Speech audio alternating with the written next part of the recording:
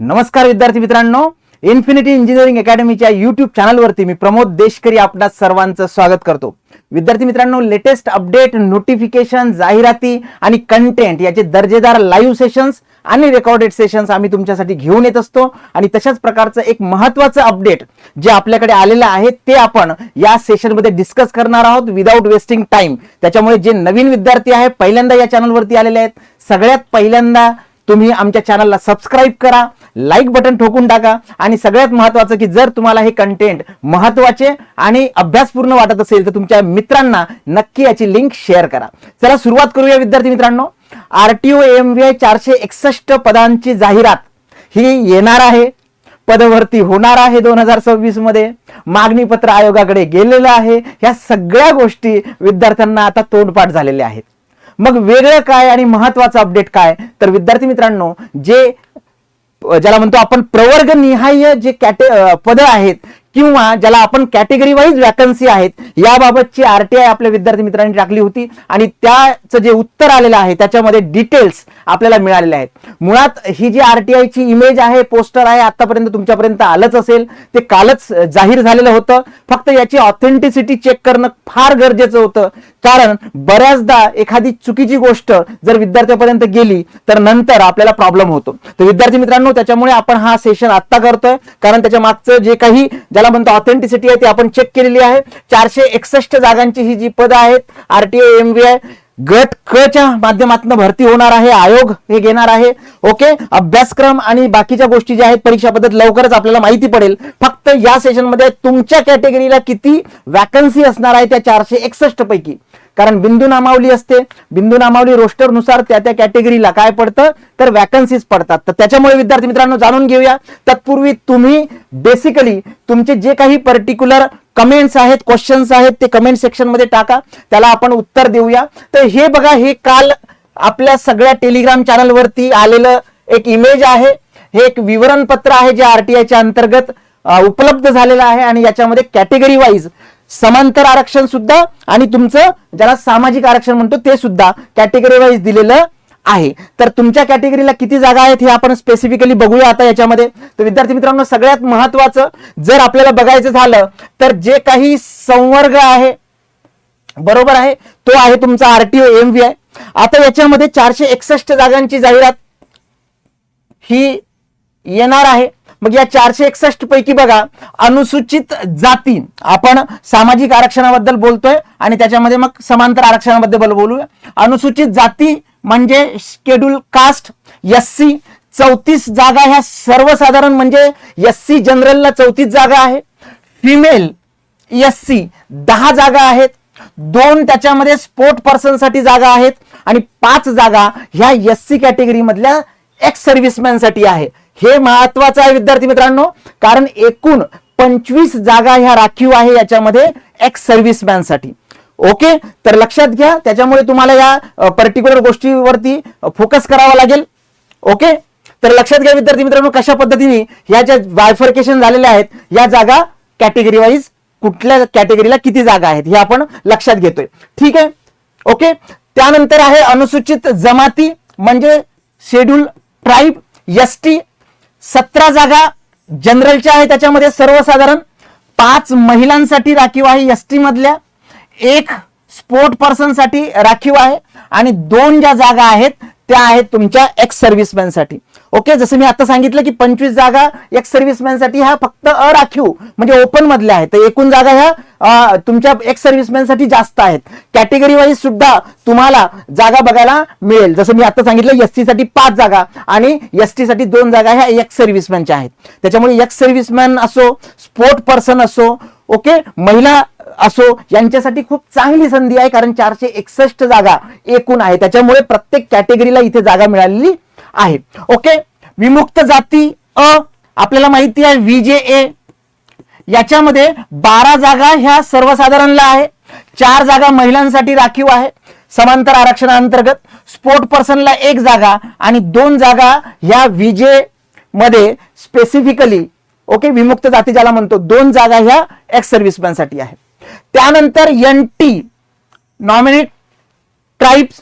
Okay, nominate tribe मध्ये बघा B, C आणि डी म्हणजे NTB, NTC, NTD हे 3 वर्ग असतात. तर NTB साठी 5 सर्वसाधारण म्हणजे जनरल, 1 जागा महिलासाठी. इथे कुठलाही स्पोर्ट पर्सनला जागा नाही, NTB बद्दल बोलतोय मी, आणि NTB ला 1 जागा सर्व्हिसमॅनला आहे.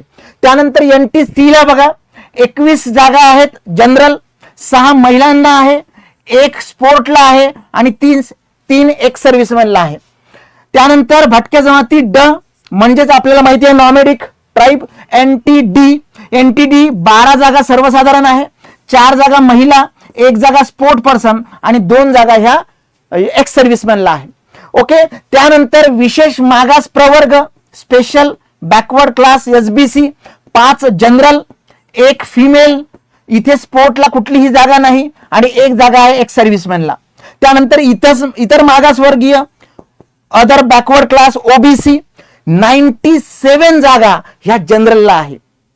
येतं लक्षात?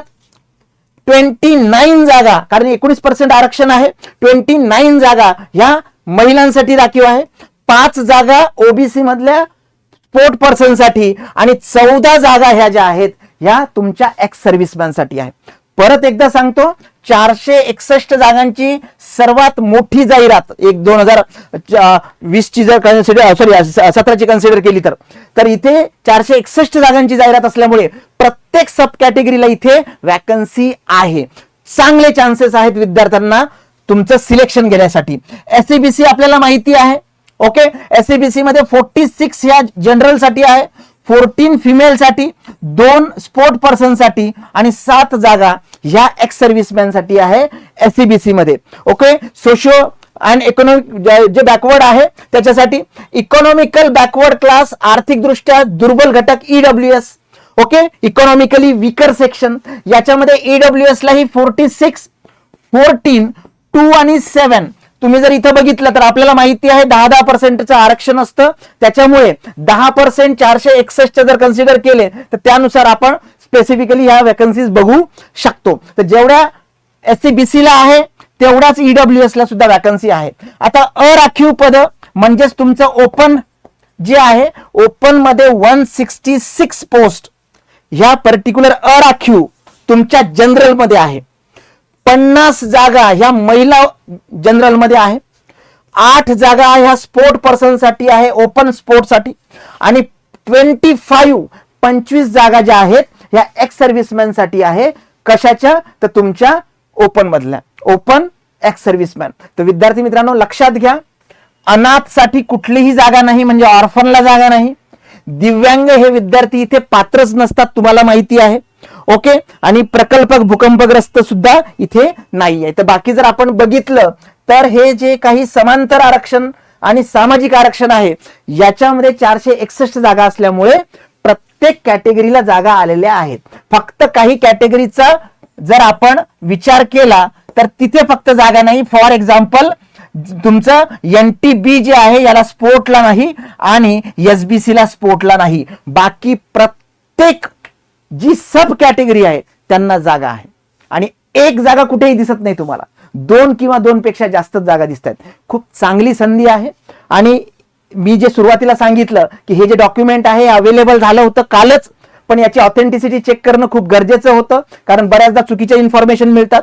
तर एक 2022चा जो शासन निर्णय होता किंवा महाराष्ट्र प्रशासन विभागाकडनं एक पर्टिक्युलर परिपत्रक आलं होतं, तर याच्यामध्ये गट क मधील जे काही सरळ सेवेने भरण्याबाबतचे जे ज्याला म्हणतो पदे होती, तर याबाबतचं एक पत्र होतं. आणि त्या पत्रामध्ये जर 4 नंबरचा पॉइंट आपण बघितला तर त्याच्यामध्ये स्पष्ट मेन्शन केलं होतं की शासन सेवेतील महाराष्ट्र लोकसेवा आयोगाच्या कक्षेतील आणि सरळ सेवा पदांचे मागणी पत्र आयोगाकडे पाठविण्याच्या कार्यवाहीची प्रमाणित कार्यपद्धती, सामान्य प्रशासन विभाग आणि त्यांचा तो रेफरन्स नंबर त्या पर्टिक्युलर नोटिफिकेशन GR चा, तर त्याचं डेट जी होती ती 2 डिसेंबर 2021 होती. विद्यार्थी मित्रांनो, की त्या फॉर्मॅट मध्ये मागणी पत्र आलं पाहिजे. आणि त्या अनुषंगाने हा जो नंबर आहे किंवा डेट आहे 2 डिसेंबर 21, तर आपण कालचं जे पत्र बघितलं तर तिथे हे जे काही लेटर आहे या लेटरचा रेफरन्स देण्यात आलेला आहे.